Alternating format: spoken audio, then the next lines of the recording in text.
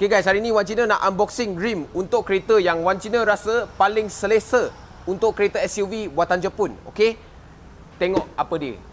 So rim yang Wan Cina nak unboxing hari ni adalah untuk Toyota Land Cruiser yang terbaru guys. Okay, Toyota Land Cruiser yang lama dia pakai PCD 5130, tapi kali ini dia pakai 6x139.7 macam Toyota Hilux.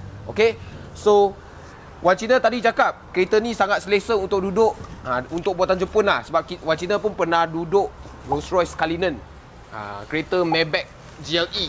Ush. Okay, so kereta tu semua selesa gila, sampai macam bukan duduk kereta, macam duduk kapal terbang. Lagi-lagi dia mewah-mewah. Gila betul lah.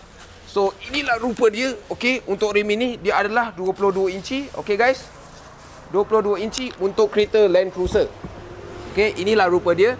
Ini adalah tiruan design dari Vossen. Okay, Vossen. Okay, saiz dia adalah 22 kali 9,5, offset 15 dengan PCD dia 139.7, 6 lubang. So ini design kalau pasang dekat kereta Land Cruiser ni memang cantik gila. Kenapa? Sebab kereta Land Cruiser ni dia kereta SUV. Boleh masuk kebun apa semua boleh. Tapi ini dia nampak luxury. Sebab warna dia, lepas tu sebab design dia. Sebab Vossen memang rim branded. Ini tiruan dia. Ini daripada K2 Racing Line. Cap pun K2 Racing Line. Okay, ini memang cun kalau pasang dekat kereta memang nampak besar sekali. Cabang sampai habis. Lagi dia simple, nak cuci senang. Ini pakai gosok-gosok sikit dah hilang. Okay, memang cantik cutting dia semua. Warna dia pun memang cantik. Okay, warna ini adalah Hyper Silver.